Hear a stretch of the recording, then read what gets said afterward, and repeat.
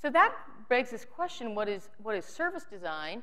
And here's a very simple answer that maybe will resonate with somebody: the process of identifying needs and orchestrating touch points that lead to delightful experiences. So all those words probably are things that you can understand and resonate with, and that are meaningful to you. Identifying needs, designers do all that all the time. Orchestrating touch points, this is something that we all should know how to do at least.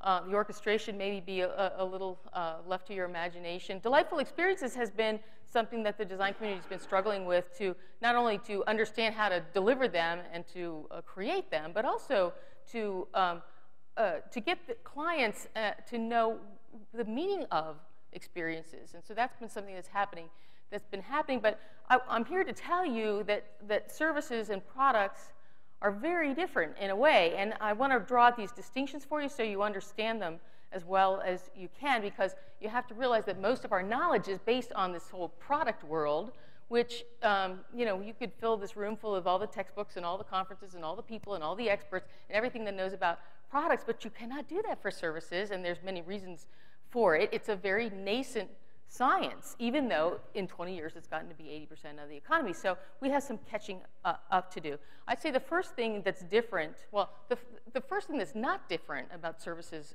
and products, the creation of them, is the front end. So the whole idea of ethnographic research and creating concepts and doing things like that is very, very similar. And so that's an easy part for designers to do.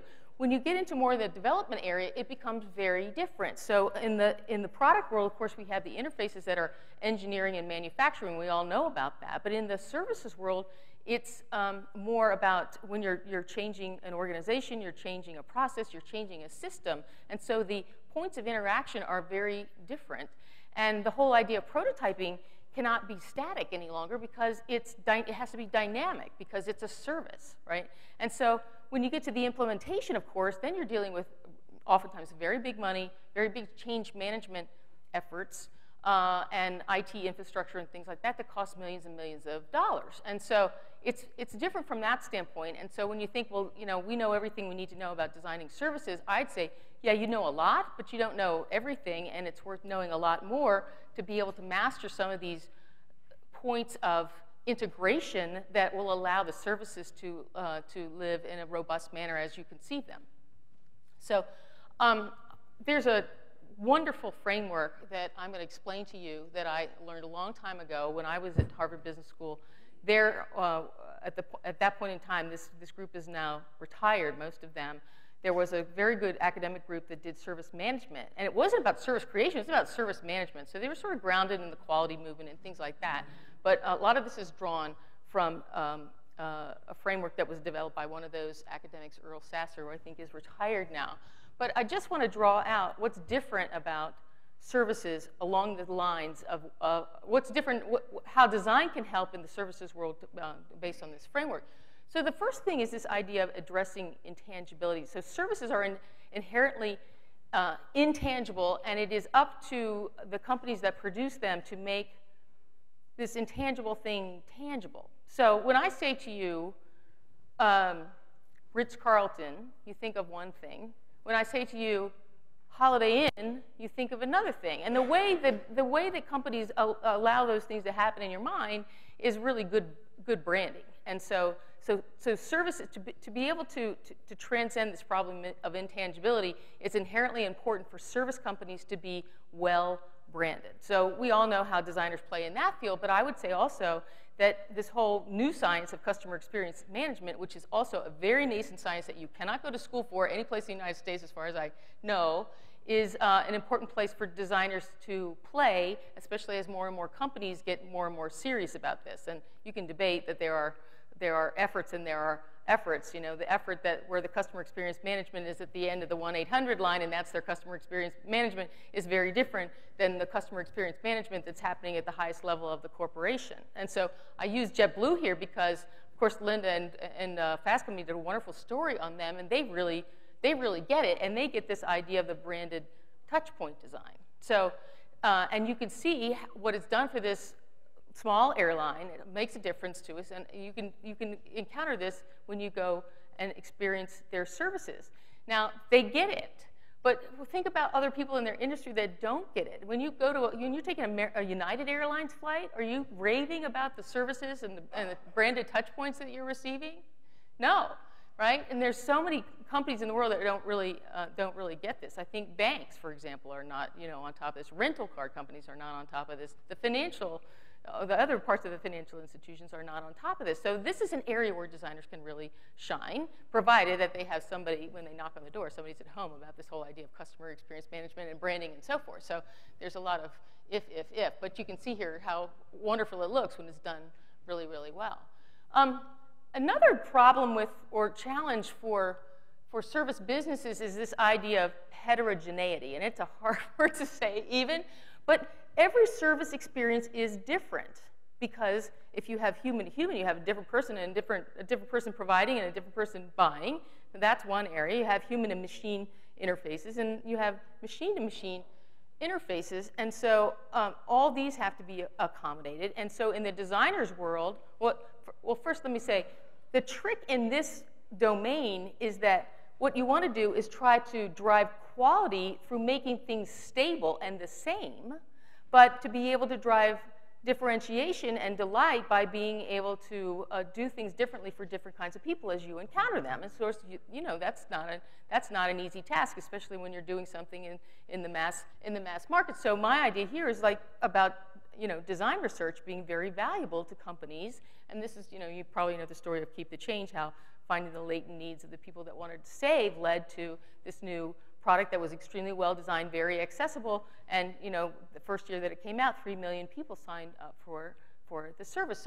So design research is really important here, and then the whole idea of human interface design. And I think a lot of human interfaces design is being done, but I don't know if it's done really by by designers trained in design schools. I think a lot of people just slap interfaces on, and they have usability people, and so on and so forth. So I don't know what kind of context it comes in a lot of times, but this is really important in terms of addressing this idea that things are different everywhere.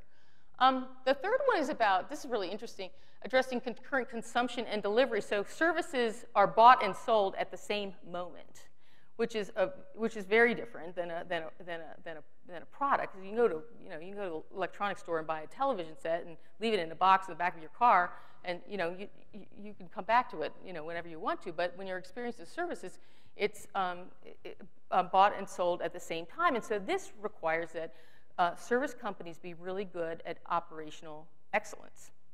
They have to have their operations running very, very smoothly. And I think McDonald's, who's again from Fast Company, was Dennis Weil, who's the VP there of customer experience and design, does this very well, where he's got a big prototyping operation in Romeoville in Chicago. So this was just written up. So this picture here on the left is his prototyping lab. So this is really important, to be able to experience prototypes, because you can't judge a quality of service without experiencing that.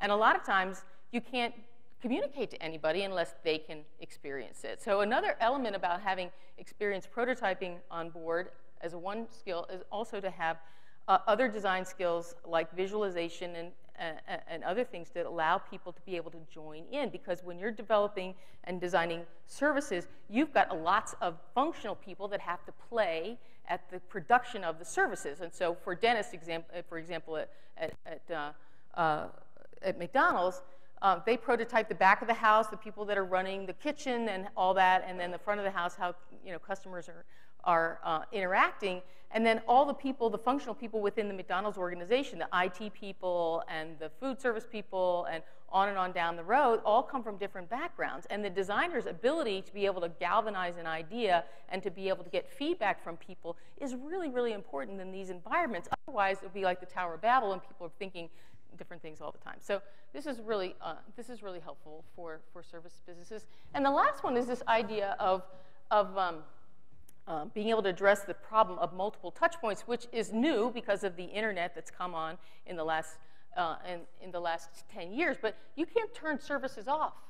You used to be able to turn them off. With the internet, you can't turn them off. So they're constantly on. They have to be constantly accessed by various people. And so you have the opportunity now to do mass customization in a way that you could never do before through clever interfaces and being able, and databases and things like that, and also to be thinking about along the continuum different kind of holistic solutions. So if you're Weight Watchers, for example, you used to have this paradigm where people had to, you know, come to your meeting and interact with your person on a one-on-one basis. But if, like, you know, you're a person that doesn't like meetings and you're really busy, now you have different ways of accessing Weight Watchers because they have different solutions that help you eat smarter and help you manage your exercise and give you habits, you know, helpful habits and things like that for you to be able to access different ways. And so this is all can be, you know, designed, hopefully designed smartly.